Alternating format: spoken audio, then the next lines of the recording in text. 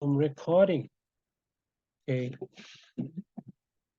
So a rotation is a motion around fixed point, which is called center of rotation.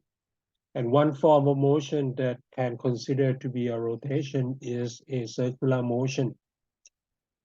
And when you have circular motion, it means that the distance from the center of rotation to an object will remain constant. However, in form of rotation, it's not always that. Sometimes the distance can be changing, and we call it a mixed motion. You can have both rotation and uh, translation at the same time. So, and also the second thing that is special about circular motion that we have studied so far is that we also study a uniform circular motion.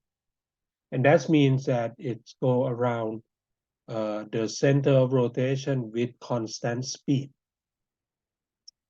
Now, in this case, we will add up what we call an angular acceleration. So our object will going around also at first stage, also go around in circle, but it will no longer at constant speed. So it will have what we call is a tangential acceleration. So in order to start, we going back to our circular motion. A circular motion is a motion of object around center of rotation that with a constant distance, okay, it have the radius of motion r. So it is a circular, it's going around in circle with the radius r. And it can be uniform or non-uniform. When we say that it is uniform, it is going with constant speed. And when we say it's not uniform, it's going at faster or slower speed. So if we are assuming that an object moving from point S is moved by the angle theta. Okay, let's not use laser pointer. Let's make an arrow. So if the object is making an angle theta, a distance is traveled is S, which is the arc of the circle that is moved. And according to relation between angle and distance, we know that the arc distance S is also R times theta. And we call theta is an angular displacement. Okay, it is a scalar function. Now, if we divide it by dt to find the rate of motion, ds by dt is considered to be a speed. So it's a speed of motion in circular motion. And that, because r is constant, you see that, let me expand it out. ds is v is velocity, is a speed, is r d theta by dt, because theta is r is constant. And we call d theta by dt as omega. This symbol reads omega. is like a W with a round curve bottom rather than a pointy one. And this is called omega, or angular velocity. And by definition, is the rate of change of the angular displacement per unit time. Now, if this angular velocity or angular speed is constant, then you have yourself a uniform circular motion.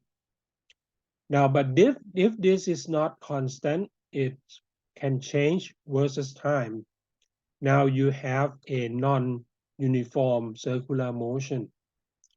So a second derivative of the distance s, or a first derivative of speed v, give you d omega by dt, and we call it alpha r. Alpha is the rate of change in angular velocity and is called angular acceleration. So that is what we usually see in a circular motion. Now, in this point, we will go a little bit on the,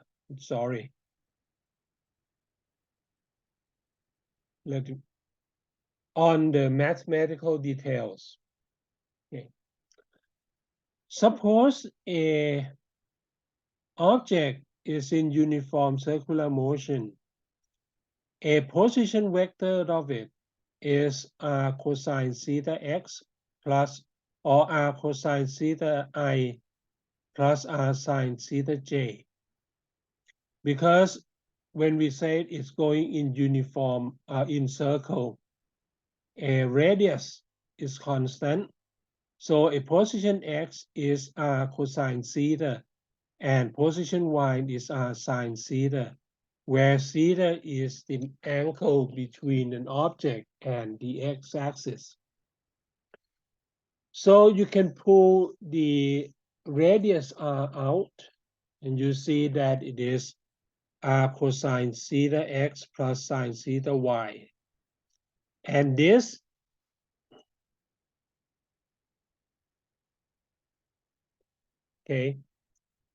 cosine theta x plus sine theta y is a unit vectors of r. It is a unit vectors. This means that it have constant magnitude. However, the angle are changing with time, so the direction of it is not constant. Okay. Okay, so we have vector r equal to r and r unit. Now you take a derivative to find a velocity. By definition, the speed or the velocity is dr by dt. Okay. Take a derivative, you get d by dt of r cosine theta x plus r sine theta y. And because r is constant, so you can move it out. So velocity is turned out to be minus r sine theta. Now, derivative of cosine theta give you a minus sign, so it's minus r sine theta times the rate of change in angle theta, so it's d theta by dt in the direction of x, plus r cosine theta d theta dt is in the direction of y. So pulling the common factor out, r is pulling out, d theta by dt is pulling out. You get v is r d theta by dt times minus sine theta x plus cosine theta j. This is another unit vectors. I call it ET. T is an abbreviation from the words tangential. Because this vector, it will always be perpendicular to r and pointing in direction of velocity. So it's tangential to the circle.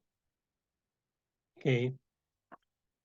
Let's take a look at these pictures. Let me blow it up. So if the object is this and it's moving in circle in this direction, we know that vector v, because it's going in circular motion, vector v is always perpendicular to vector r. And because of that, our unit vector r is this way. It is cosine theta I plus sine theta j. Now this vector that is perpendicular and goes around the center of curvatures by in the counterclockwise concept. This angle is theta. This also means this is theta. This is also theta. So it have a minus sine theta x plus cosine theta j.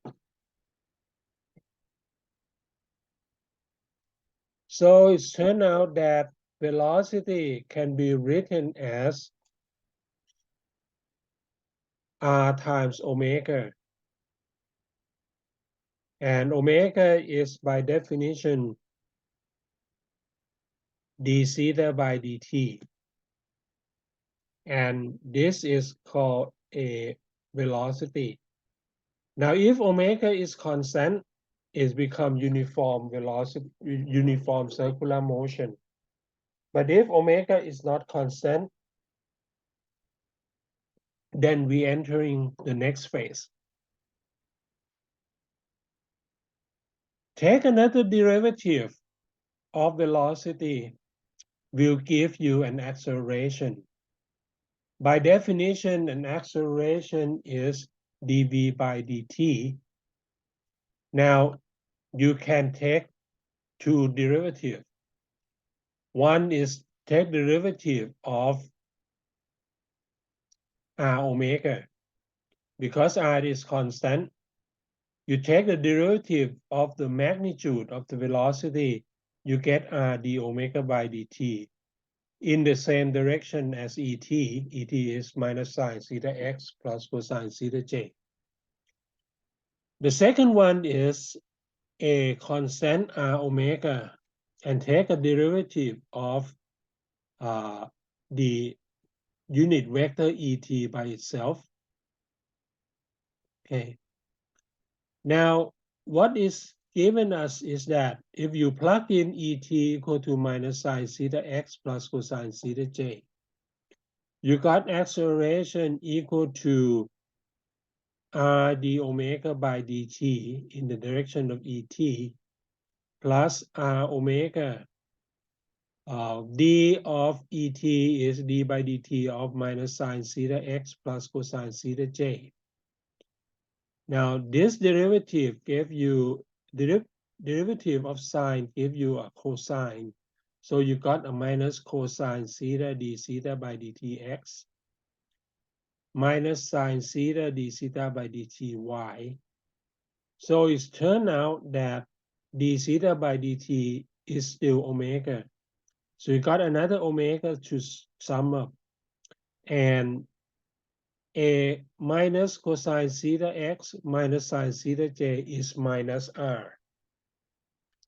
So we got two terms on acceleration. We have an acceleration that pointing tangential to the curvatures, the direction of motion. This is called tangential acceleration, and it's r d omega by dt. And this d omega by dt is called acceleration, angular acceleration. And another acceleration is minus omega square r in the direction of r. This is centripetal acceleration that we know from our circular motion.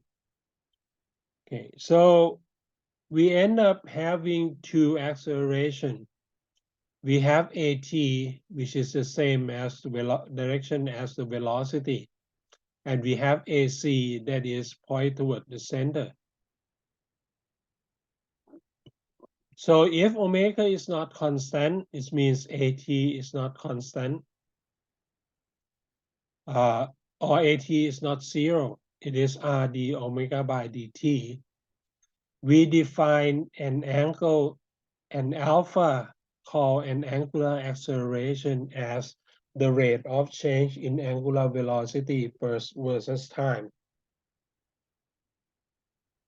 So the angular acceleration is by definition is AT is alpha times R. Okay, and the centripetal acceleration is minus omega square R, or minus V square over R. So we have three parameters, just the same as a linear motion. We have theta, which is an angular displacement. We have the omega, which is an angular speed, or d theta by dt. And we have alpha, which is angular acceleration. All of them have equivalent to our displacement, velocity, and speed and acceleration for a linear motion. So to sum up, we have this. Theta is called angular displacement. The unit is in radian. Omega is d theta by dt, is angular velocity, and the unit is in radian per sec. And alpha is called a angular acceleration.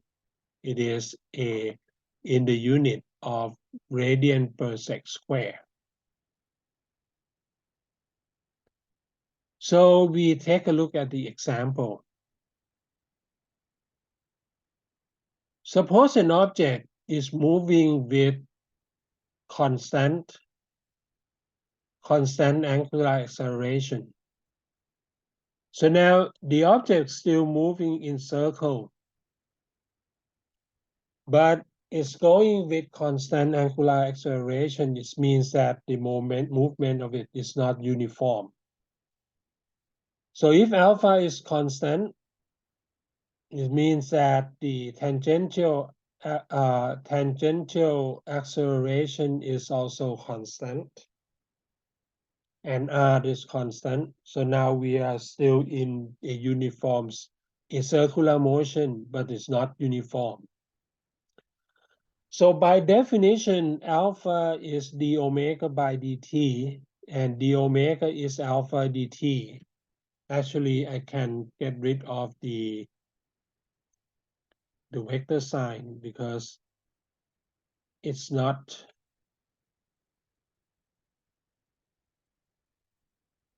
necessary. Okay, everything here is now scalar. So you make an integration of omega from initial angular velocity, angular speed omega 0 to a angular speed at any time t omega on the left, and on the right you make an integration of 0 to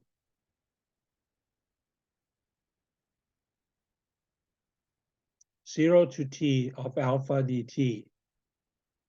So what you get is omega minus omega 0 is alpha t, or omega equal to omega 0 plus alpha t. And you see that you can compare it to linear motion with constant acceleration. But now this is, everything's about angular.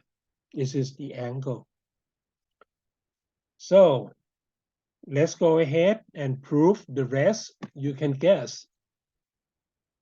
Doing another integration, because angular velocity or angular speed omega is by definition d theta by dt, where theta is the angular displacement, is the angle that is moved per unit time.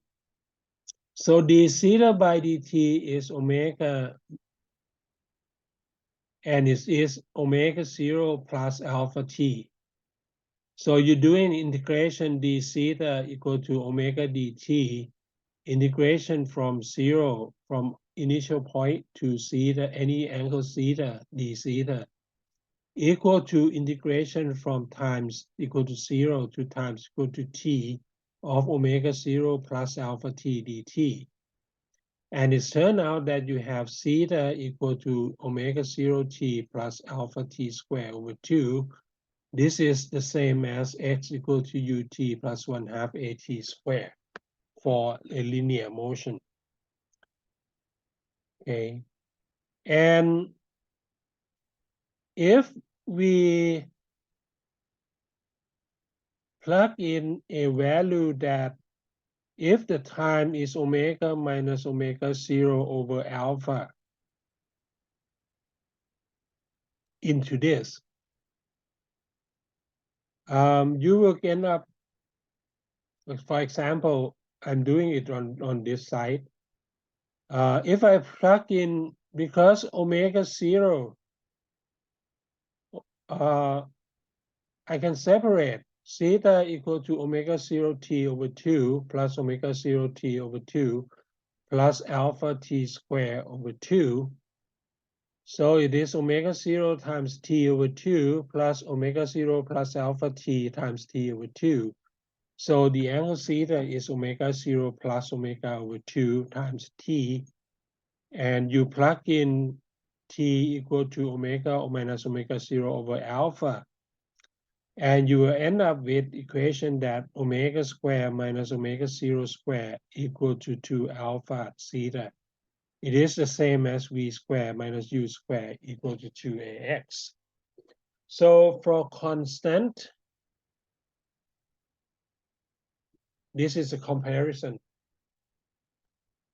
So for constant acceleration, both linear motion and angular motion, you have almost identical.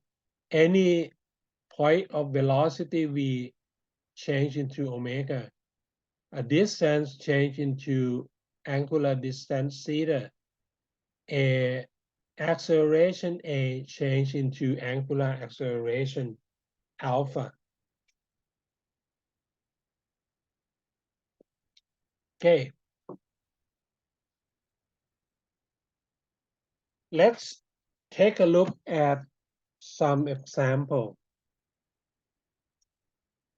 The best, the everyday life object that we encounter every day is the Earth rotation. Our Earth rotates around 24 hours a day.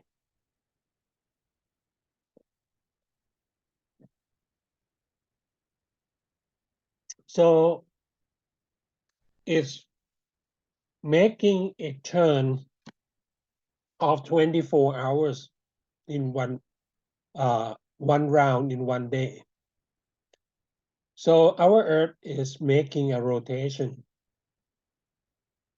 And you can find the angular speed of the Earth rotation about its axis.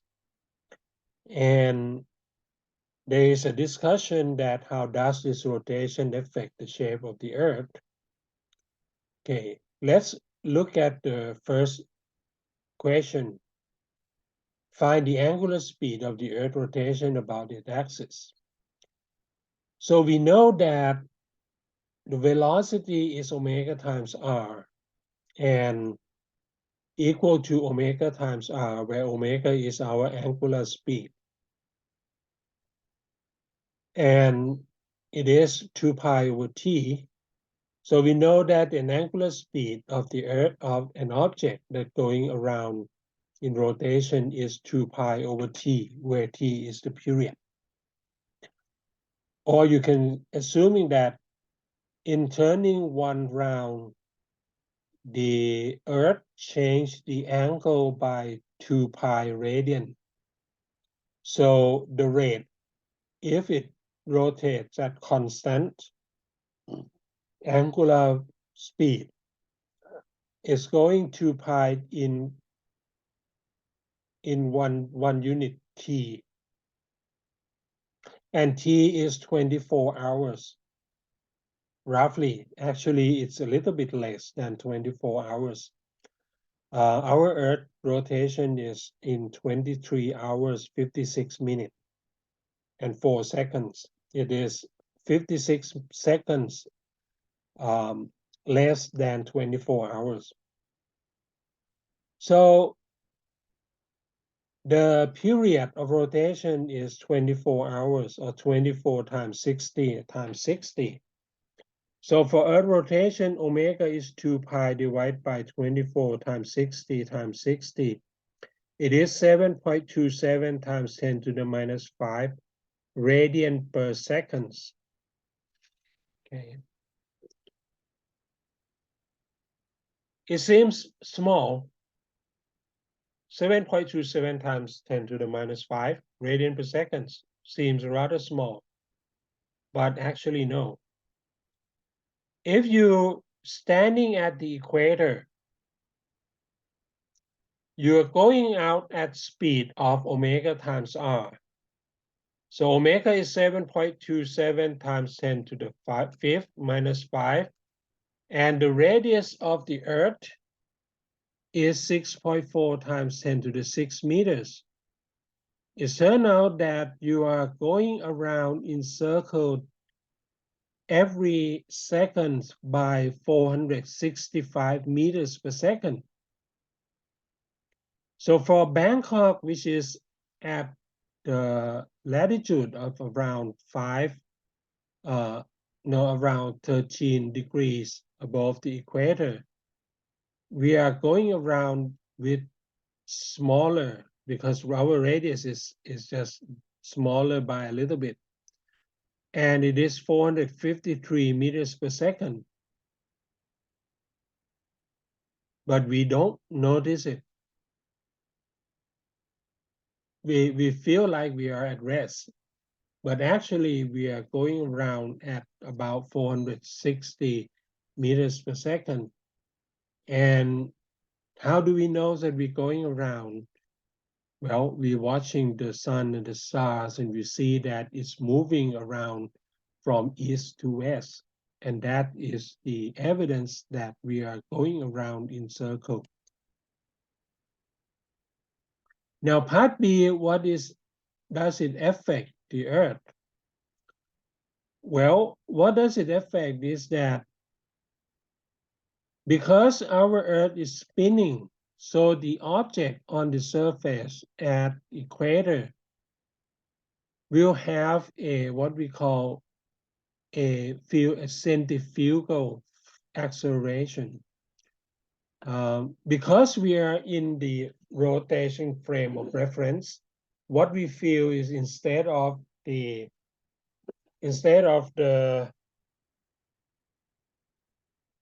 acceleration toward the center, it is an acceleration away from the center. We call it the centrifugal force. So at the equator, the gravities of the Earth is a little bit smaller than the gravity at the pole. So the gravity at the equator is around 9.77 meters per second square, where the gravity at the pole is around 9.81 meters per second square. So what happened is that the object that forming the Earth around the equator is not as compact as the one that going around in the pole. So our shape of the Earth is actually like an ellipsoid. And the radius at the equator is slightly longer than the radius at the pole. The average radius of the Earth is 6,378 kilometers. At the pole, it is around 6,400. Okay, and at the equator, it's a little bit longer than that. Okay, so our Earth is not a perfect sphere. However, you can't notice it because comparing to in percentage, this one is very small. Let's take a look at another example. This is some things that relate to fossil. At this time, present day, the Earth is rotated at 24 hours a day and 365.25 days a year. This is the rate of rotation of the Earth and revolution around the Sun at this present day. However, when they study a fossil record of coral, okay, 400 million years ago in the Devonian period, they found out that at that time, the Earth is rotating faster than present day. It's rotating at 440 days a year. Well, how do they know that? It's because coral have a very unique ways of growing. When coral grows, it set up a layer of cells one layer a day. So when you get the coral and you cut it and put it under microscope, you see that it consists of layers and layers of tissues up on each other. And each year, this layer add up to become like a 3 rings. So if you count it, you see that it is 365 layers a year. Well, they found the same type of corals that a fossil record that is dated back 400 million years ago. And it's turned out that the coral at that time having a layers of tissues, 440 layers a year. So that's an evidence that the Earth used to be spin faster than today. How fast? Okay, we know that per 1 year, instead of 365.25 days, it takes 440 days. So we know that the total of 365.25 days times 24, it gives you an hour unit. And then you divide it by 440. It turned out to be 19.92 hours. So 400 million years ago, the Earth is spinning at 20 hours a day. So the original speed of our Earth rotation 400 million years ago is 2 pi divided by t. It is 2 pi divided by 19.92 times 60 times 60. And it turned out to be 8.76 times 10 to the minus 5 radian per second. So on average, you see that it starts from 8.76 times 10 to the minus 5 radian per second 400 million years ago. And today it is 7.27 times 10 to the minus 5 radian per second.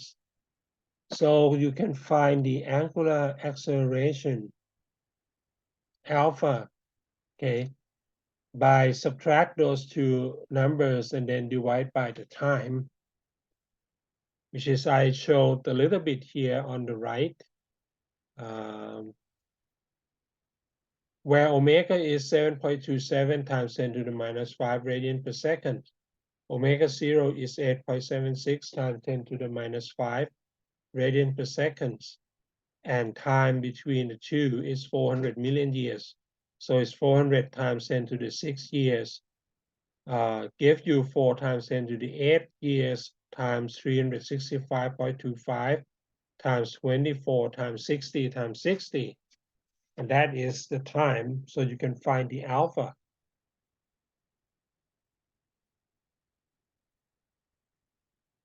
Okay. Let's look at another example.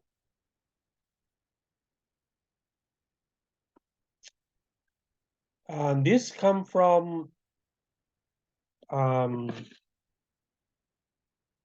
Physics for Scientists and Engineer by Raymond Survey, 8th edition, page 308, chapter 10, if you want to go ahead and find it. It said that during a certain time interval, the angular position of a swinging door, so it's a door, okay, maybe you are watching Korean dramas, Extraordinary Attorney Woo Young-woo. There's a swinging door there. An interval of angular position of swinging door is described by theta equal to 5 plus 10t plus 2t squared, where theta is in radians and t is in seconds. So you have an angular displacement of a swinging door. Find an angular position, angular speed, and angular acceleration of the door at t equal to 0 and t equal to 3 seconds. So this is a basic differential equation. Angular position is theta equal to 5 plus 10t plus 2t squared. Omega is d theta by dt, so you take a derivative of this. Derivative of 5 gives you a 0. Derivative of 10t gives you a 10, and derivative of 2t squared gives you 4t. So an angular speed is 10 plus 4t and not constant. But alpha is constant. Alpha is d omega by dt. So it gives you 4 radian per second square. So you plug in the value because they're asking for these three values at t equal to 0 and 3 equal to 3. We found that initial point where t equal to 0, angular displacement is 5 radians. Angular speed is 10 radians per sec, and angular acceleration is 4 radians per sec squared. Now at 3 seconds, you see that theta is 5 plus 10t plus 2t squared. So it's 5 plus 10 times 3, which is 30, plus 2 times 9, which is 18. So the angle theta is 53 radians, where omega is 10 plus 4 times 3, and it is 22 radians per sec, and alpha is remain at 4 radians per sec.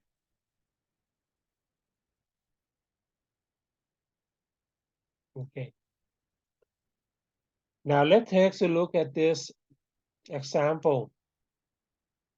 A wheel starts from rest and rotate with constant angular acceleration to reach angular speed of 12 radians per second. 12 radians per second in 3 seconds. Find the magnitude of angular acceleration of the wheels, angle of radians to which is rotated at this time interval. So what this question asks is finding a acceleration and theta.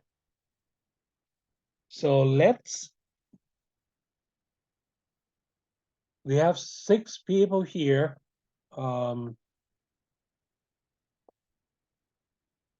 Let's work this out and send me an answer through chat. I'll go get a cup of a glass of water. So in 5 minutes, okay, and then I will just come back and give you a solution.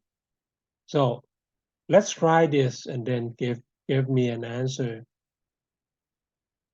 just like an exercise. Okay, I will pause the recording for a while until we get back to our discussion again.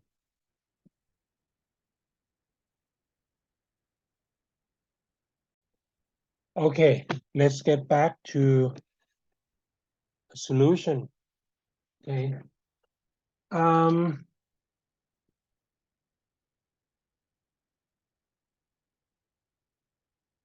What we know from this problems is that it start from rest. So that means that the angular speed at beginning omega 0 is 0 radian per second. Is then at 12 radians per second to reach. So omega is 12 radians per second in 3 seconds. This is what we know. So according to this, we say that if the angular acceleration is constant, alpha equal to omega minus omega 0 over t, or delta omega by delta t. So delta omega, the change in angular speed is 12 minus 0 in 3 seconds. So the angular acceleration is 4 radian per second squared. Now, because the displacement, angular displacement is omega 0 times t plus 1/2 alpha t squared. You can use this one and use alpha from the first one, okay? Or you can use 2 alpha theta equal to omega squared minus omega 0 squared. So I use the first equation. Theta is initial angular speed is 0, so it's 0 times 3 plus 1/2 of 4 times 3 squared. So theta is 1/2 of 4 times 9, and 1/2 of 4 give you 2. 2 times 9 is what? 18. So it's 18 radians. And that's an angle. So if you want to find the round, so the angle is 18 radians. Because one round is 2 pi radians. So after one round is come back to the same place, and it is 18 divided by 2 pi, it's turned out, it's make a 2.86 turns. So it's almost 3 times. Okay, making the turn of 3 times.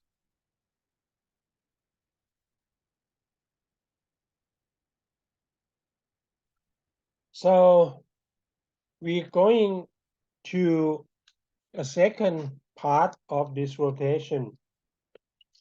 We have a velocity or speed, we have an acceleration. Now we will go ahead with Newton's law of rotation.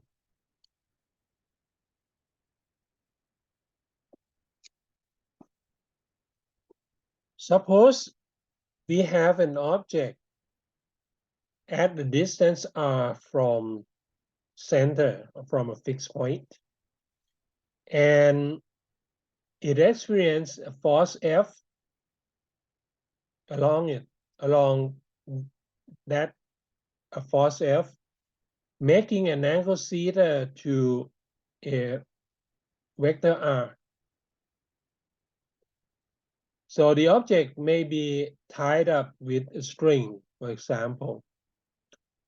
Now you can break this force into two things. One is called the radial force, which is F cosine theta. And the other one is called tangential force, which is F sine theta. Why is this one called radial force? Because it has a direction in radial position. Now, as long as the object are constrained to be at the radius R from the fixed point, this radial force will be eliminated by a tension inside the string. So what left is F sine theta, which is tangential to cause it to change the time. And you will see that the tangential force creates an acceleration, a tangential acceleration. So the force that causes the object to move is F sine theta. So according to Newton's law, we have summation F equal to ma. So F sine theta is m times at. At is a acceleration, tangential acceleration. And we also know that at is r times alpha. So you got F sine theta equal to mr alpha. And we know that if I multiply this one with another r, so it's r times F sine theta equal to mr squared alpha. This is a unit of torque, okay? And we have a torque equal to mr squared alpha. And we define torque as r times F sine theta, or a vector torque is r cross F. This is a letters in Greek that we read tau. And it represents torque, or sometimes it's called rotation force. Okay. So we have torque equal to r cross F and torque equal to mr squared alpha. Now, if we have many body object, we have,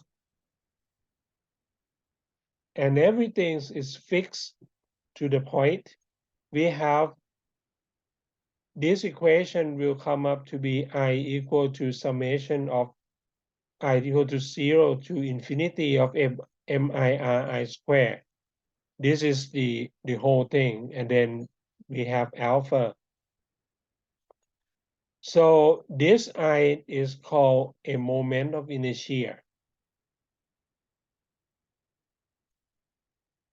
This is called for system of particles. Okay. It's equivalent to F equal to ma in terms of linear motion. But in this case, we have torque equal to I alpha, and torque is R times F sine theta. So the moment of inertia have a properties just like the mass. It is an inertia function of an object to rotation. Okay. It is a properties that show how much torque you need to cause an object to spin. So moment of inertia is not only depending on the mass, it's also depending on the shape of an object. For example, if you have a hoop, every point of the object of the hoop is r meters away from the center of curvatures. So by definition, I is m summation MIRI square. It turns out that every mass have the same radius, so it's mr squared. So let me write down something here.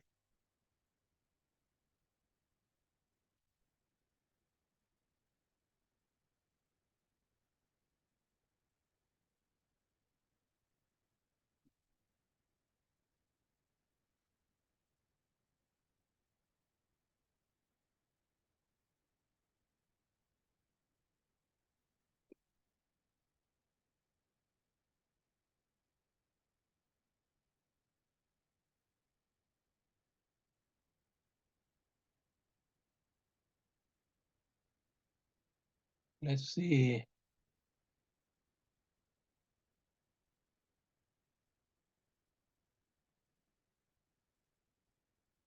Uh,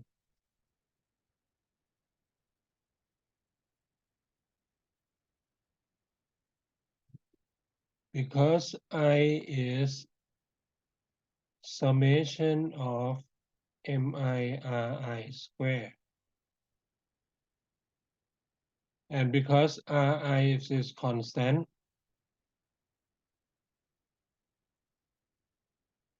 and this one is for hoop.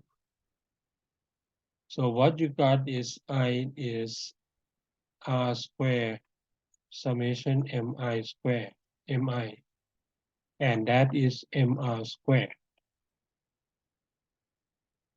This is for hoop. And for hollow cylinder is the same thing. Because every object inside the hollow cylinder having a distance from axis of rotation equal distance to axis of rotation. So it is mr squared. Now, if it's a solid cylinder, you see that the mass, there are mass that are shorter than the radius r. So on average, when they combine using an integration, we found that for solid cylinder, the moment of inertia is 1/2 mr squared. For hollow sphere, which is a sphere with radius r, but inside is empty, it is 2/3 mr squared. And a solid sphere, which is totally filled sphere, it is 2/5 mr squared.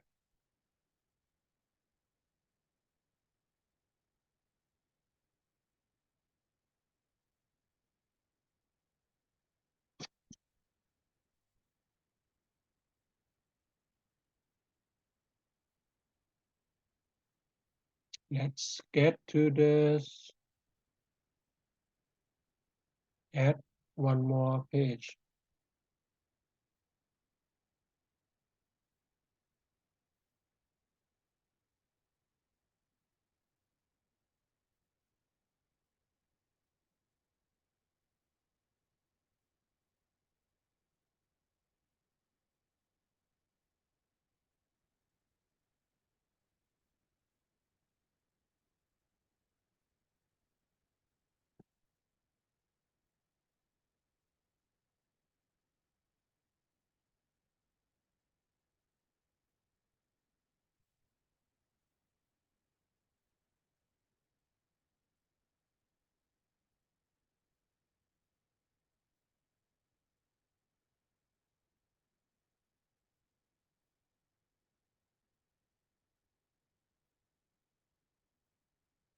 A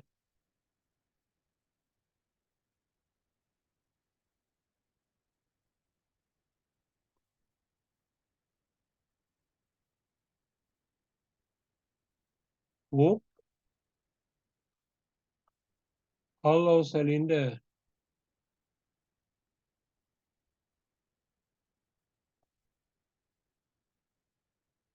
I is mr squared. A solid cylinder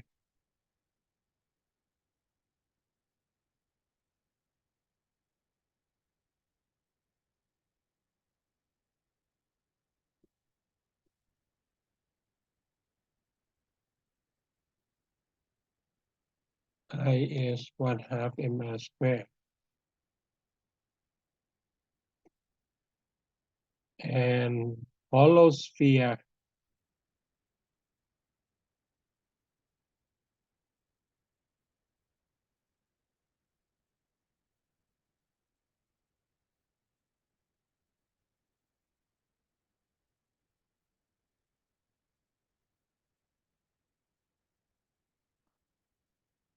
I is 2/3 mr squared. Solid sphere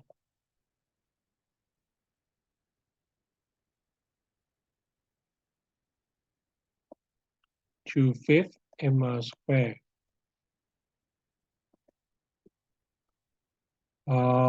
For a rod,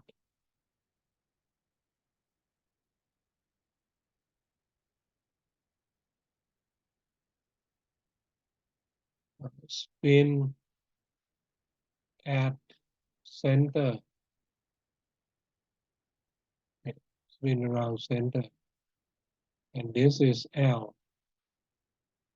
For rod spin around center, I is 1/12 ml squared. Rod spin at the end,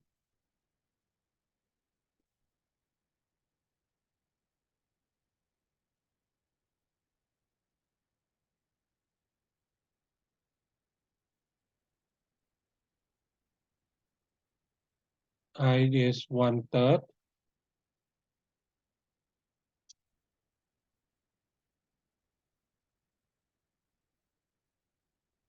Okay, that's summaries of some moment of inertia that we need to know. So let's take a look at the example. A solid cylinder of mass 1 kilograms and radius 0.1 meters can spin without friction around the axis. A string is wrapped around the cylinders and is pulled out by the force of 5 newtons. They said, what is the angular acceleration of the cylinder? And after 2 seconds, find angular velocity and angular displacement. Well, the thing is, when you wrap a cylinder with the string and you pull it, a tension in the spring will pull out the cylinders with the force that is perpendicular to the radius. So this force will create a torque. And torque have the magnitude of R times F sine theta, where theta is the angle between the radius and the force. And in this case, theta is 90 degrees. So in this case, theta is 90 degrees. Theta is 90 degrees, R is 0.1 meters, and F is 5 newtons. So we found out that torque is R times F sine theta is R times F sine 90 degrees. So it's 0.1 meters times 5 newtons times 1.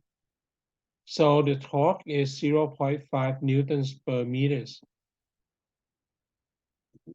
And according to Newton's law of rotation, torque equal to I alpha. So we need to know the moment of inertia. Now, this is a solid cylinder. It have I equal to 1/2 mr squared.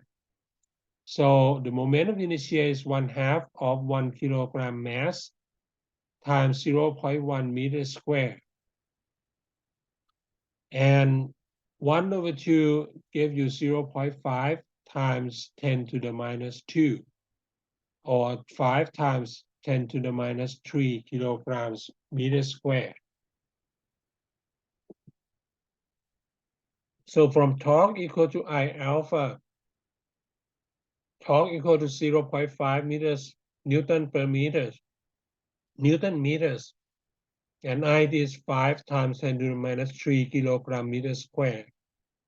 It gives you alpha equal to torque over I, 0.5 divided by 5 times 10 to the minus 3, or 0.1 times 10 to the 3. So it gives you an acceleration, the angular acceleration of 100 radians per second square. So after 2 seconds, start from rest, omega 0 is 0. The angular velocity is omega 0 plus alpha t. So it's 0 plus 100 times 2 is 200 radians per second. And theta is omega 0 t plus 1/2 alpha t squared. It gives you theta is 1/2 times 100 times 4. So it's 200 radians.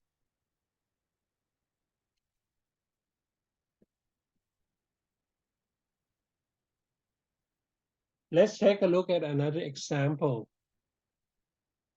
A wheel of radius r and moment of inertia I was wrapped with the string. On one end, the string connects with mass m. And if we release the mass m, find the acceleration of m and find alpha. So this is a mix-up between rotation and linear motion.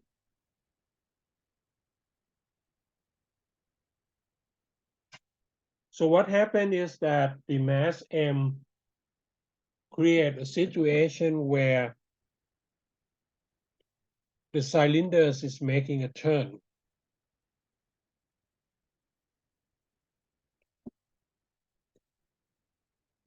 So if we take a look at the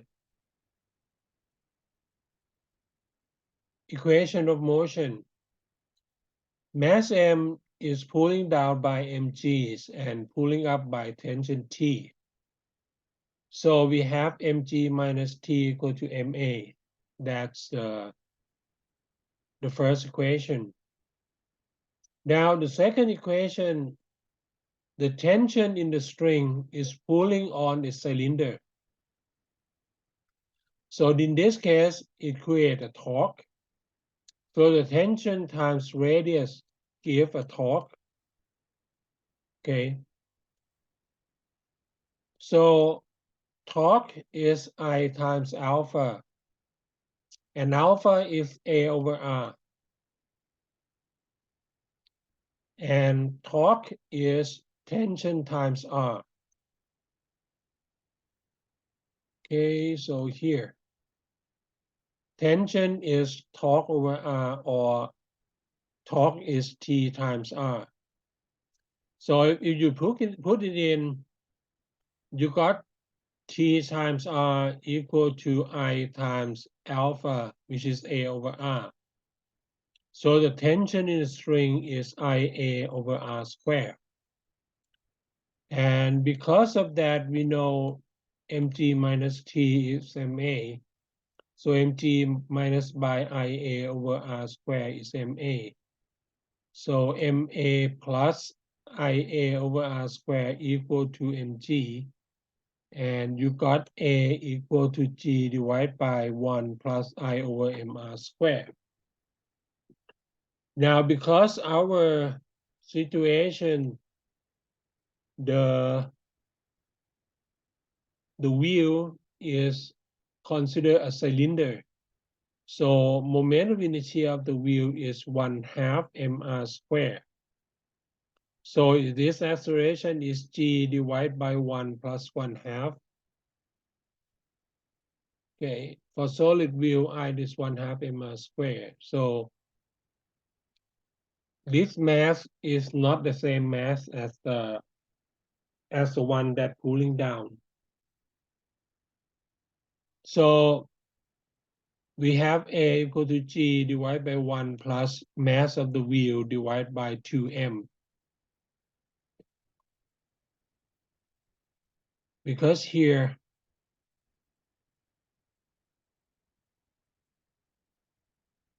this is the mass of these things, not the mass of this wheel.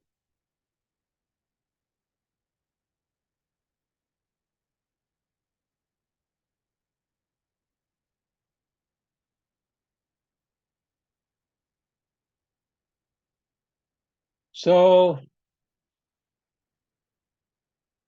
we are going to the next stage.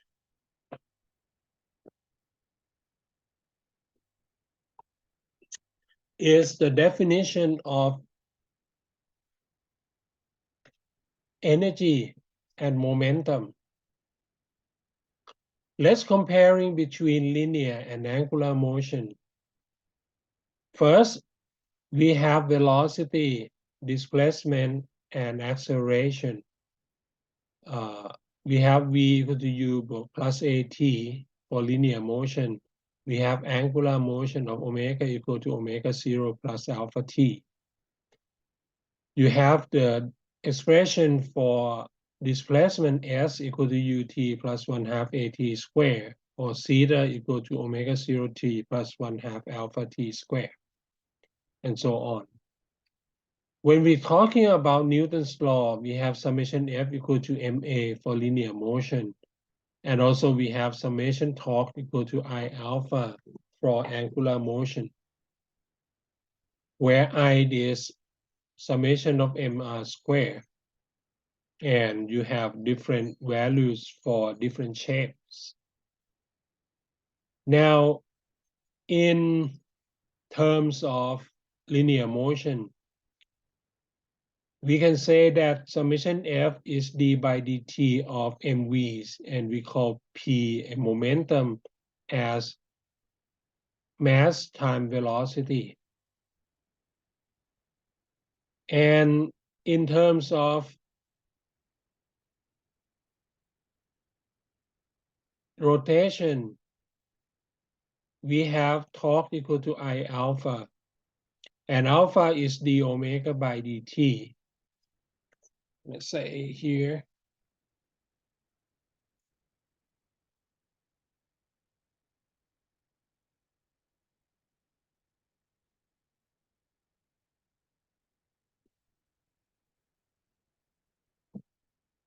So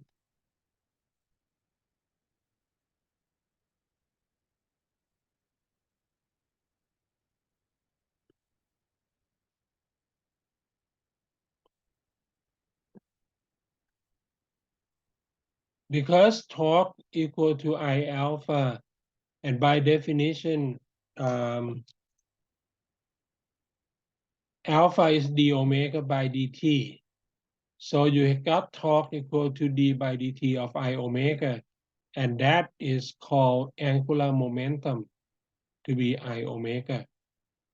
Okay. Or you see this L equal to I omega, and because torque equal to R cross F, we also say that L is R cross MV.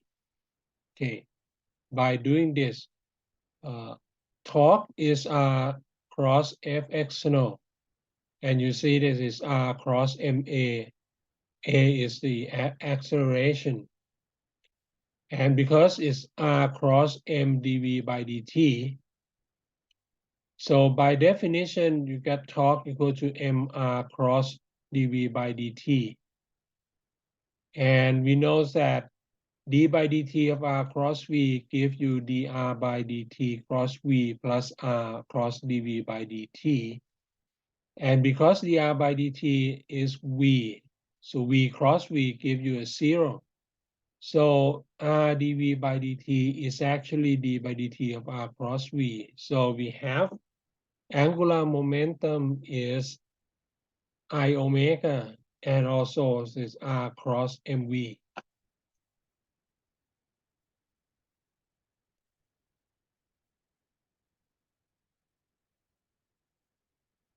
So if we compare it with linear motion, we know that force is the rate of change in momentum if there is no external force, and linear motion momentum is constant, P is constant. In terms of angular motion, it is the same things. If torque equal to 0, then the angular momentum is constant. It's called the conservation of angular momentum. Now, if L is constant, if moment of inertia increase, it means that omega will decrease.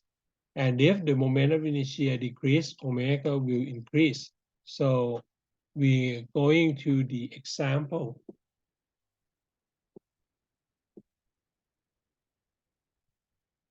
So in example,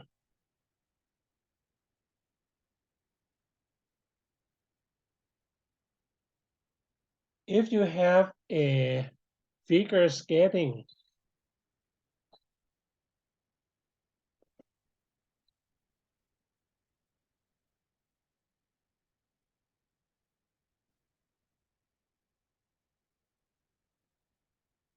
in figure skating, when you see a skater spin with his hand extend, you will see that he spin around with angular velocity omega. And then if he move his hand closer to his body, we will see that he will spin faster. Okay. As soon as his hand is as much as possible, if his hand getting close to his body, he will spin faster and faster. And the explanation of this is that he actually have constant angular momentum. And then when he move his hand in, he reduce his moment of inertia. So as a result, to maintain constant angular momentum, omega is increased, so he spin faster. So that means that L is constant, and I1 omega 1 plus I2 omega 2. Okay. This is called a conservation of angular momentum. So as long as torque equal to 0,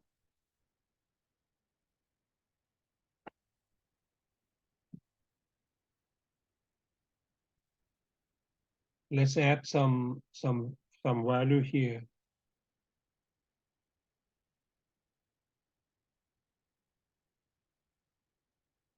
So if torque equal to 0, then I omega is constant.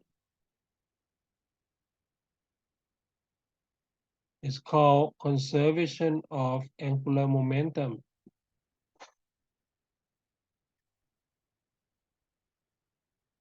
So let's take a look at one more example. A white dwarf stars.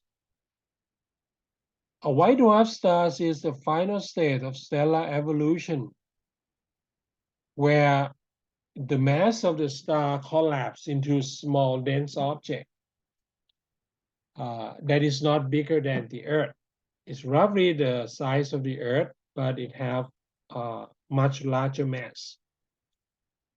In doing so, the moment of inertia of the stars reduced dramatically. So it's reduced a lot because the mass are the same, but the radius may be 1 million times smaller.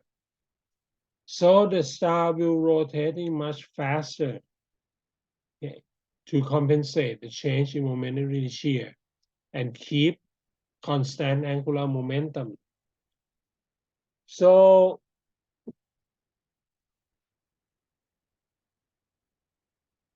If we consider a star as a solid sphere, we know that the moment of inertia is 2/5 mr squared.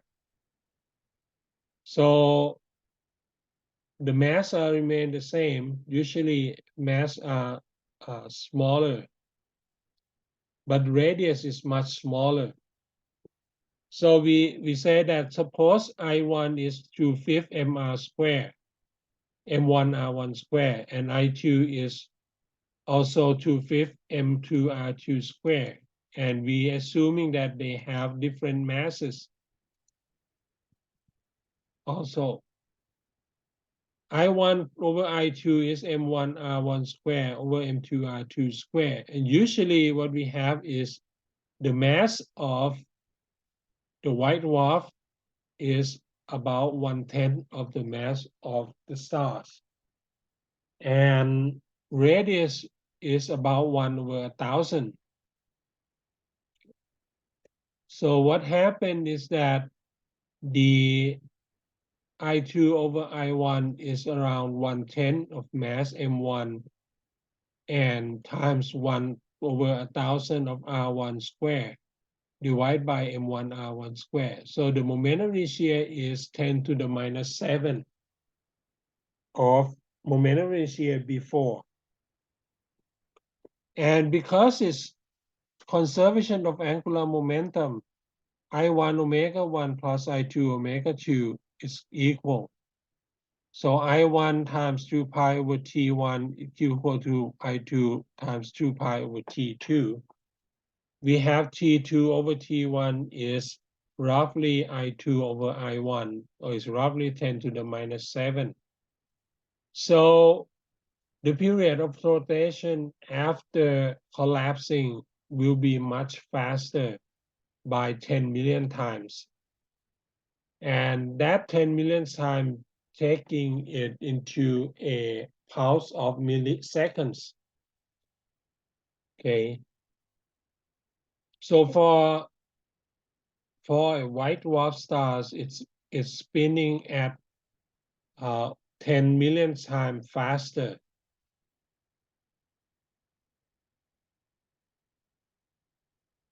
And it's turned out to be in units of milliseconds.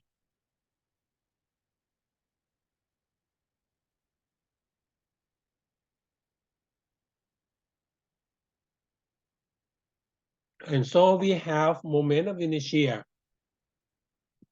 We have angular momentum. Now we considering a rotational energy and rolling motion. Okay.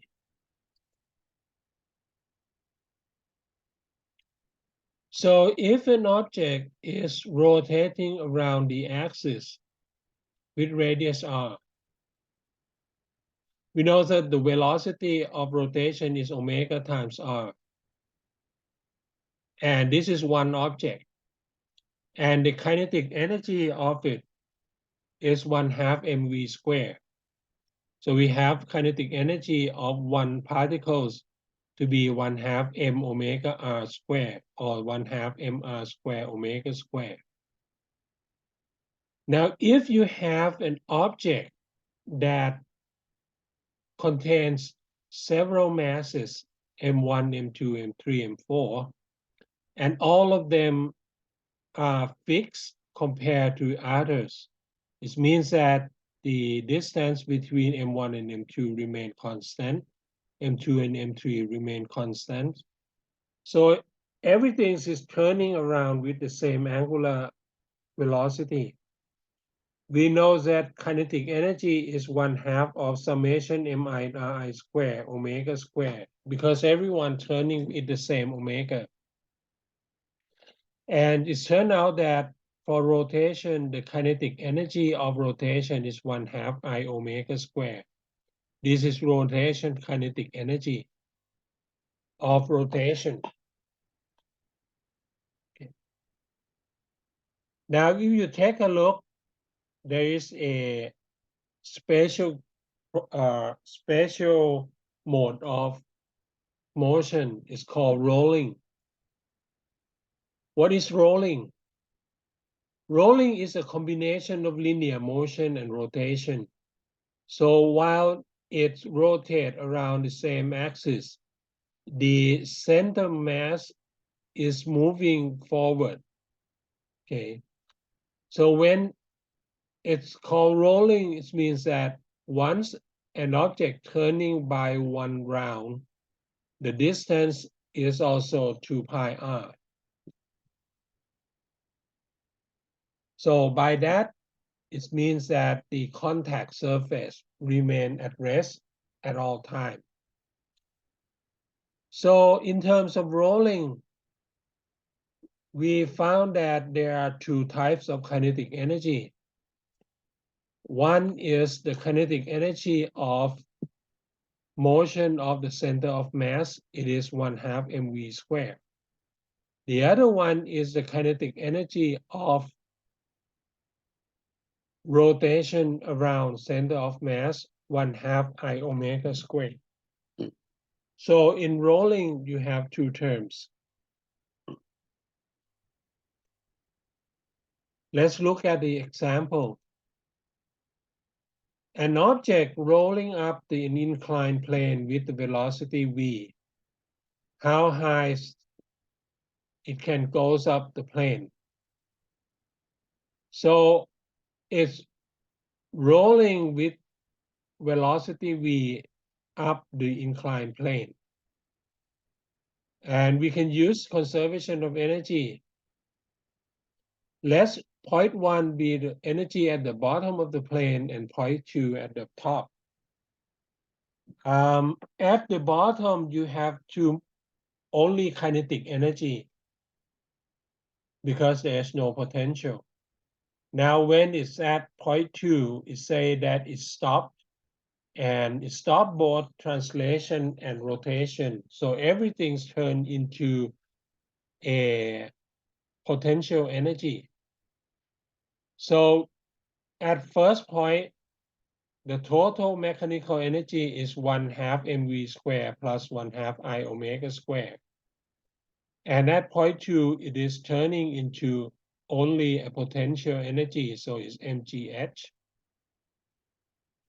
And because it's rolling, one term is okay, which is velocity of moving is also equal to omega times r. So we have 1/2 m omega square r square equal to 1/2 I omega square equal to mgh. So the question is how high, asking for h. So you can divide everything mass out.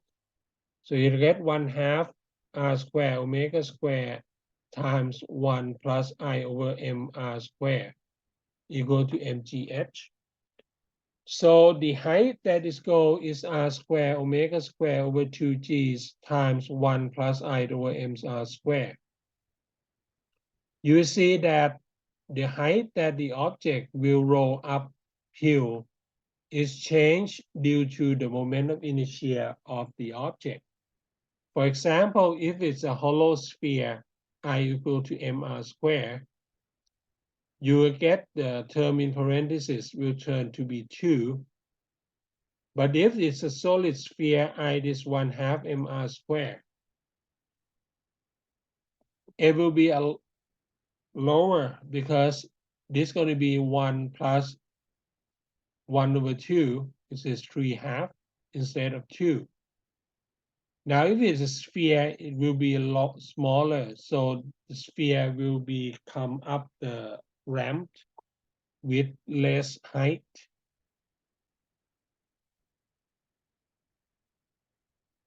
So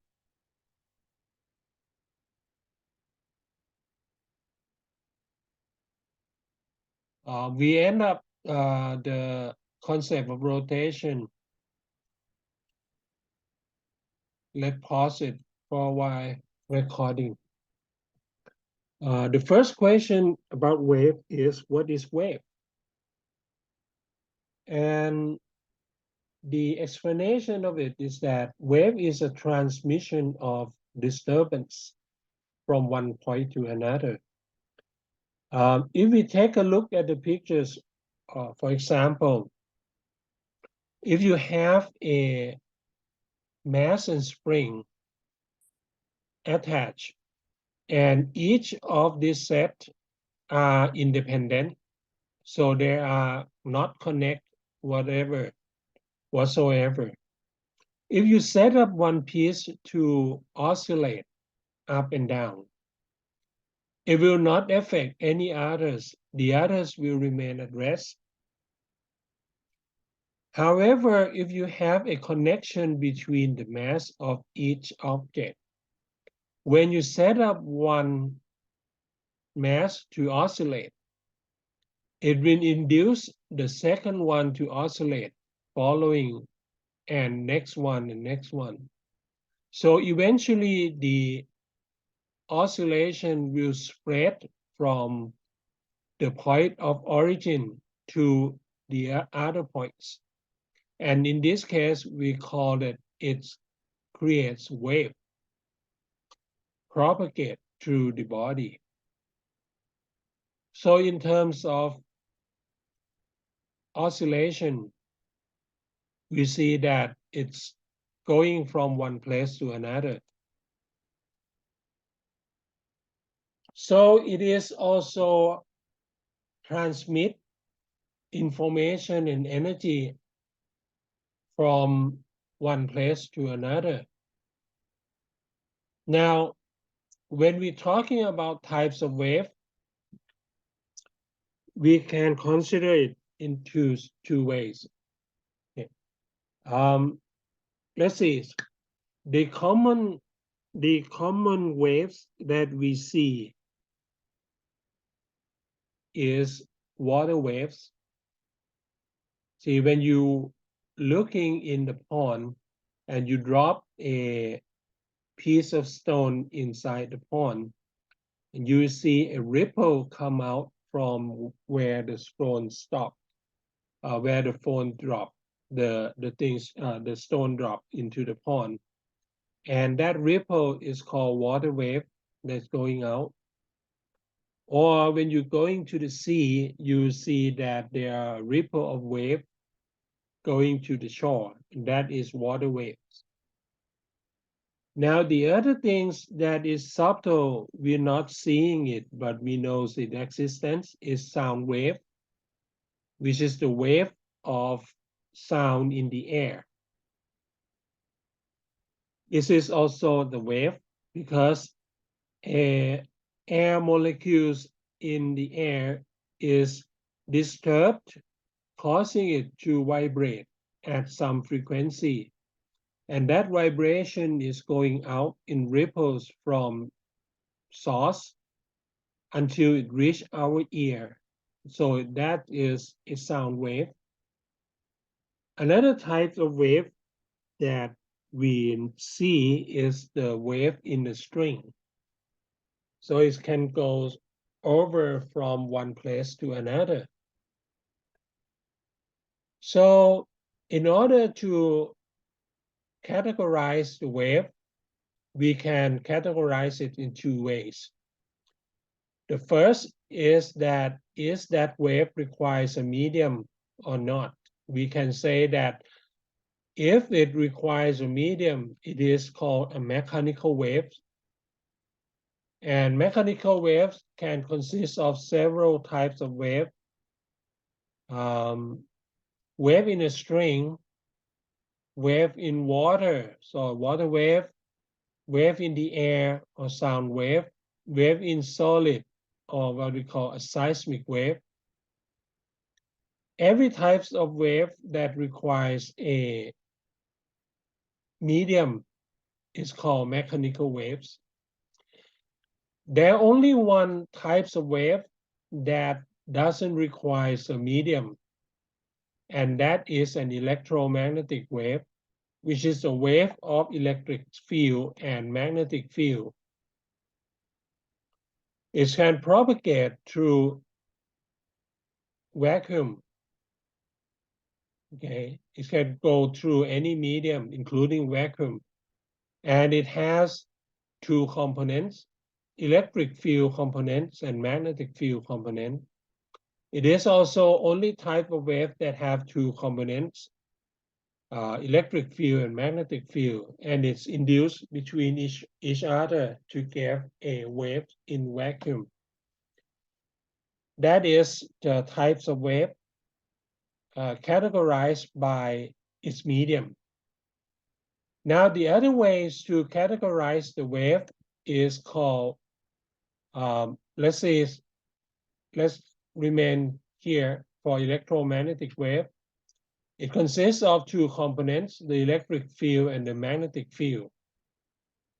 And the ratio between the electric field to the magnetic field is the speed of wave, and that is the speed of light. It's equal to 3 × 10⁸ meters per second. That's for electromagnetic wave.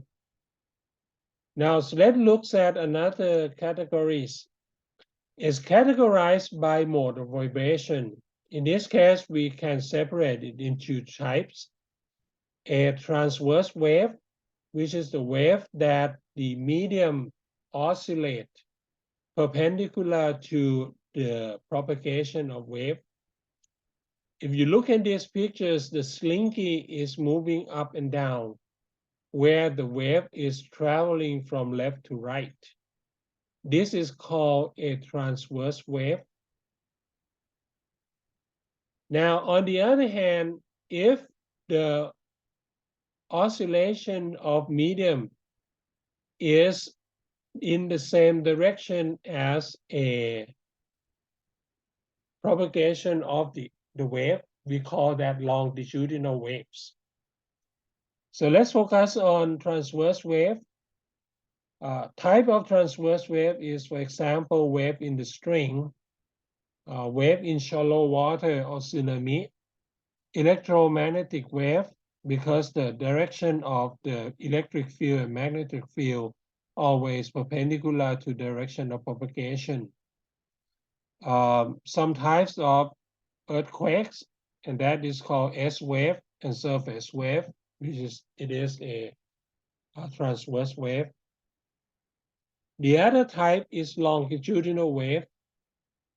It's when the oscillation is in the same direction as the direction of propagation.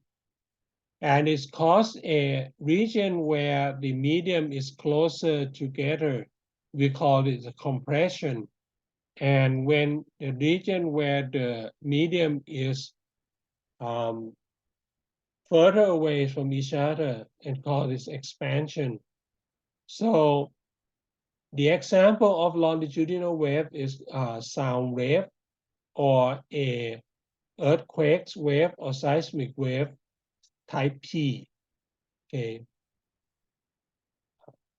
But both cases, the basic principle remains the same. So if we doing a summarize, you can separate types of wave to be, if it use the medium, it's called mechanical wave. And if it's not using a medium, it's called electromagnetic. Or it's going according to mode of vibration. If it's transverse, perpendicular to direction of motion, it is perpendicular or transverse wave. But if the mode of vibration is in the same direction as the direction of propagation, it's called longitudinal waves.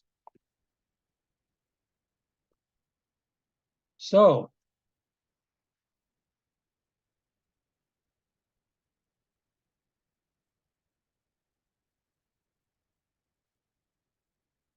let's discuss the components of waves.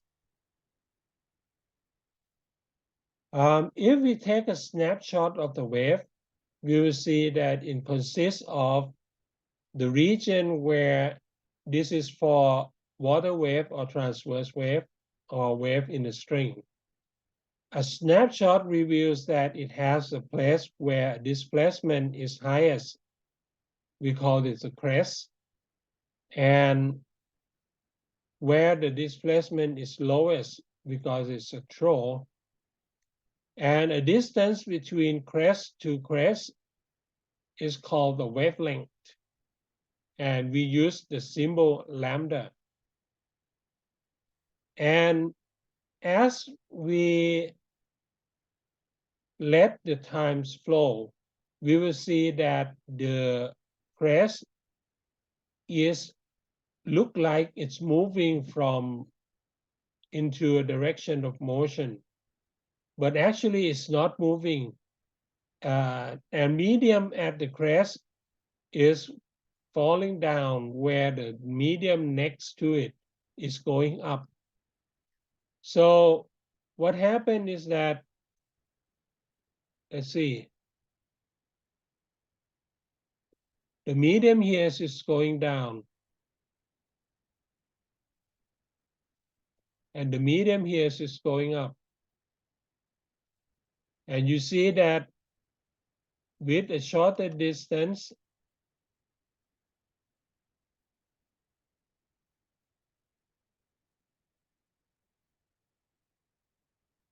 you see it as if the crest is moving to the right, okay, by the distance v delta t. So if lambda is the wavelength, and you see that at t equal to 0, the amplitude is here, but then as time passes, the maximum point of the crest is shifting to the right, and the distance that it goes down by 1 second is called the speed of wave. Okay. Now another term is period. P. The P is the time it takes for the medium to complete a round oscillation. So it is the time for the wave to move by one wavelength. So we know that the speed of the wave is wavelength divided by t, or wavelength divided by the period. And the inverse of the period is called frequency. The frequency is the number of waves passing in 1 second. So we have the speed of wave is equivalent to f times lambda, where f is the frequencies and lambda is the wavelength. For example, a mobile phone that we use is 3G. It is using an electromagnetic wave that have the frequencies of 2.1 gigahertz. And the speed of light in vacuum is 3 times 10 to the 8 meters per second. What is the wavelength of the wave?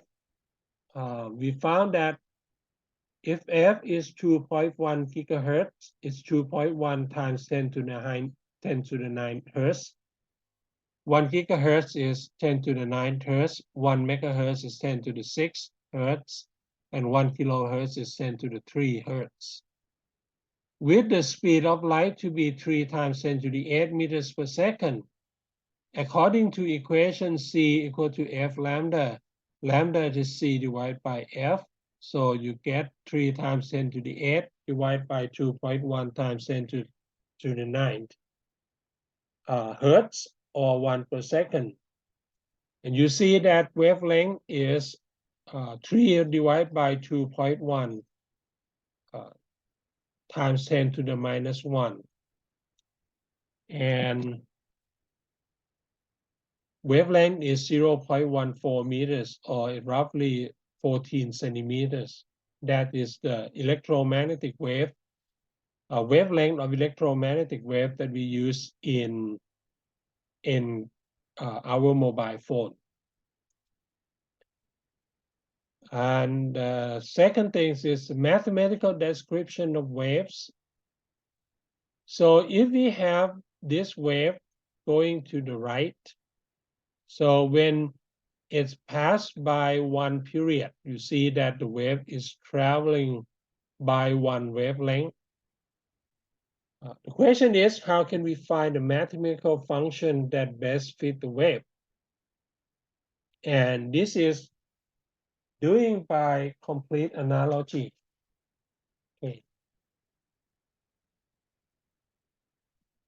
So let's see this. If the green line represents the wave at t equal to 0, and the orange line represents the wave at t equal to delta t. So what happened is that it looked like the whole wave is shifting to the right, but actually what happens is that the green line to the left of the highest point is going down, where the green line to the right of highest point is going up. So it appears on the same board. The medium is moving up and down, but the maximum point is going to the right. Now, mathematical representation using analogies. Suppose you have a function fx, for example, y equal to x squared. When you say y equal to x squared, it is centered around x equal to 0. But if you say that y equal to x minus a squared, the center of the graph is moving to the right by a distance a. And if you say y equal to x plus a squared, the distance is x to the minus a. Now, if you say y equal to x minus vt squared, you will see that the graph is going to move to the right with speed v's. So by comparison, we'll see that a function that moving to the positive x with speed v's, it should be a function of y equal to f function of x minus vt. And if it's a function that goes to the left, it's supposed to be f equal to x plus vt. So most wave is a sinusoidal function. So we see that y equal to a sine kx minus vt is a sinusoidal wave that propagates in plus x direction. And k is a proportional constant because sine function doesn't have any units. And because x minus vt has a unit of meters, so k is supposed to have a unit of meters to the minus 1. So k is 2 pi over lambda. And equation y equal to a sine kx plus vt is the equation for wave that traveling from right to left.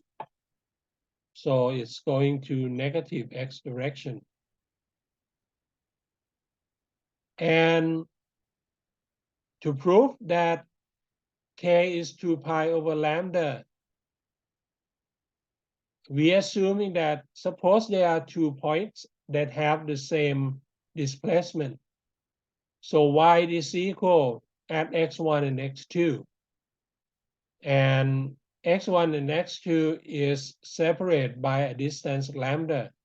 We don't know yet what this lambda is, but let's say that it is a distance between 2 points that have the same displacement. So if you plug it in, y is 2 sine k x2 minus vt. So you get a sine k x1 plus lambda minus vt, and it's equal to 2a sine k x1 minus vt. You will see that on the left side, it have an extra k times lambda distance. And because sine theta plus 2 pi k is equal to sine theta, So for this case, you got kx equal to 2 pi. So k is 2 pi over lambda. And that is called the wave number. So it's a distance, lambda is a distance where you get the same displacement.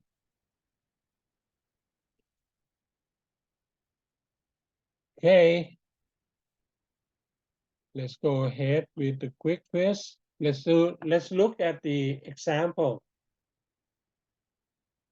A sinusoidal wave is described by y equal to 0.25 meters sine 0.30x minus 43, where x and y are in meters and t is in seconds.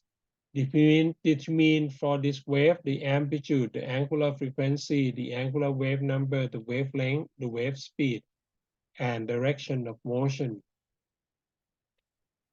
You can see that this sinusoidal wave having a form of a sine omega kx minus omega t. And when there is a minus sign here, you see that we can answer the F question that it's going in positive x direction. So when we compare this, we see that the amplitude is 0.25 meters. And the k is 0.3 meters to the minus 1. And omega, which is 2 pi f, is 40 seconds squared. So because omega is 2 pi f equal to 40, so f is 40 divided by 2 pi, and k is 2 pi over lambda to be 0.3.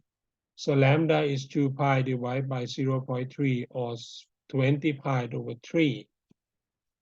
And if you want to find the wave speed, v equal to f lambda or omega over k.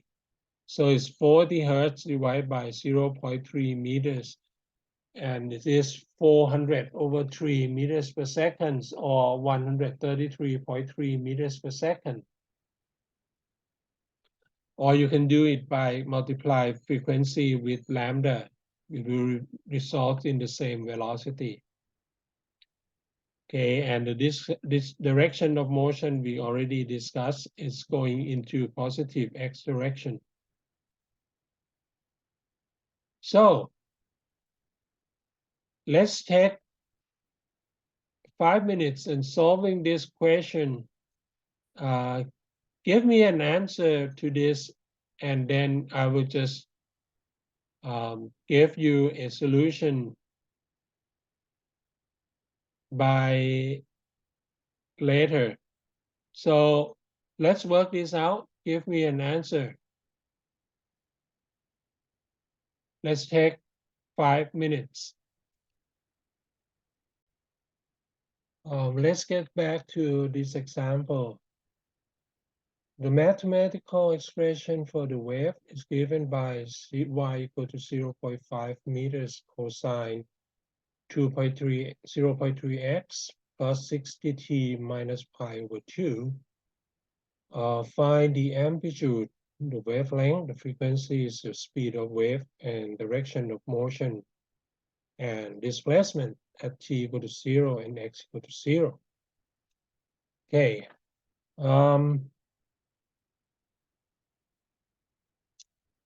Let's see. First, the amplitude. If we compare this to a y equal to 0.5, let's see here.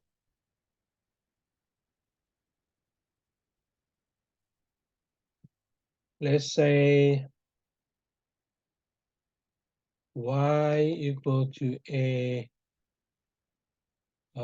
you can say that it is a cosine of kx plus omega t plus phi. You will see that a is 0.5 meters. And waves can be either sine or cosine. I write it in cosine, and it has the phase phi.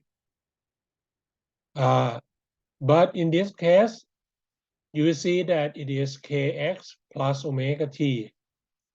And that plus sign suggests that the direction of propagation is to the negative x direction. So we got A is of 0.5 meters. K is the number in front of the x. So the wavelength, the wave number is 0.3 meters to the -1. And K is 2 pi over lambda. So 2 pi over lambda is 0.3. So lambda is 0.3 divided by 2 pi.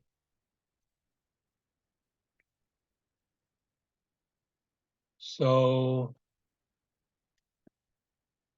here,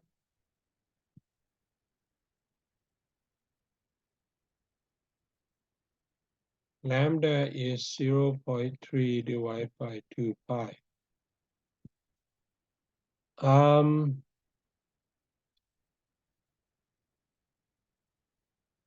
No, 2 pi divided by 0.3. Sorry.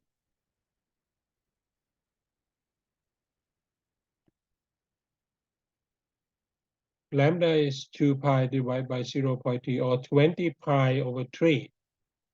Now the frequency, is omega is 60 hertz. So frequency F is omega divided by 2 pi. It is 60 hertz divided by 2 pi, or 30 divided by pi. And the speed of wave you can find by omega divided by k. So it's 60 divided by 0.3, or 200 meters per second. Or you can find by multiply between F and lambda. So F is 30 over pi, lambda is 20 pi over 3. So it's 30 divided by pi times 20 pi divided by 3, and result in 200. It's the same value. Direction of motion is minus x, and displacement at t equal to 0 and x equal to 0. You see that it is 0.5 meters cosine of minus pi over 2. And cosine of minus pi over 2 is actually 0. So it is a 0.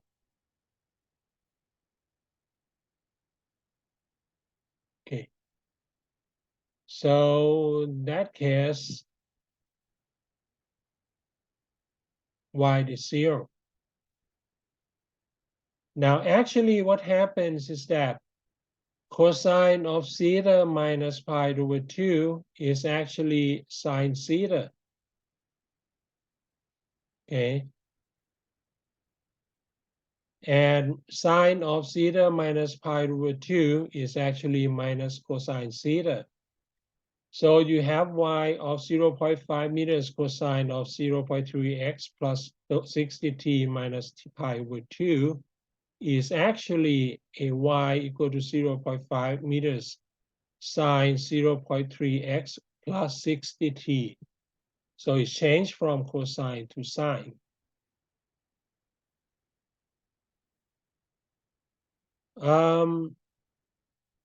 And this velocity of waves, depending on the medium, for example, for sound wave, in the air is roughly 300 meters per second. In water, it's about 1,500. In solid, it's between 3,000 to 5,000 meters per second. Now, if it's an electromagnetic wave, in vacuum, it's going at 3 times 10 to the 8 meters per second. So how fast is the wave going is depend on two things: the type of waves and the medium. And well, we have electromagnetic waves, which is in vacuum, it is 3 times 10 to the 8. However, in other mediums, it will get slower. And the factor that velocity getting slower is called the index of refraction. So the index of refraction by definition is the velocity of electromagnetic wave in vacuum divided by velocity of electromagnetic wave in that medium. So it is, you can define it as N is C divided by V. Okay.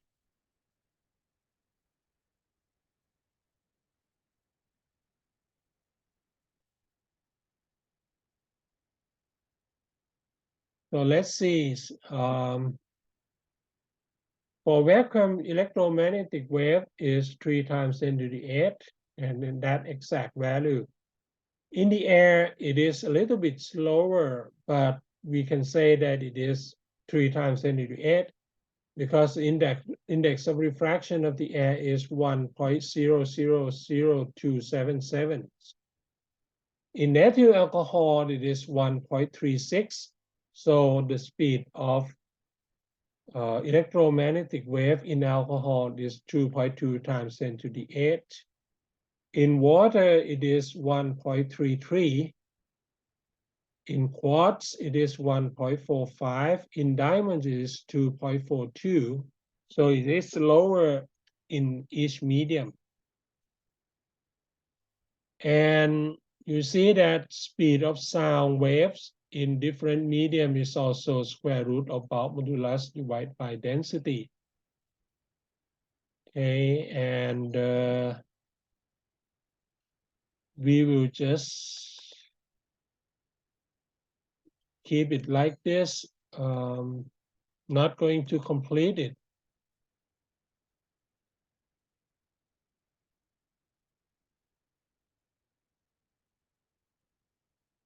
And I think that is enough for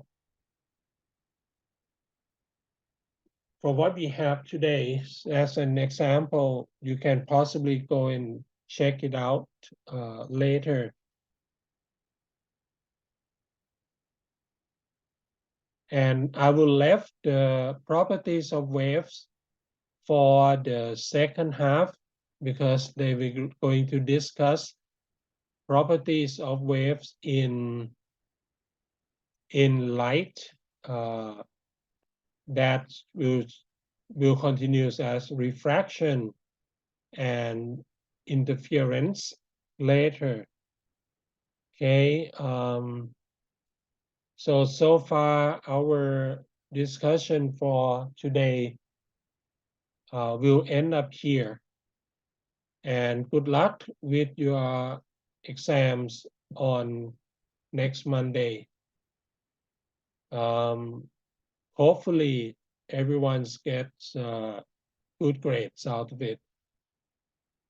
Thank you very much. And I will just end up this discussion today here.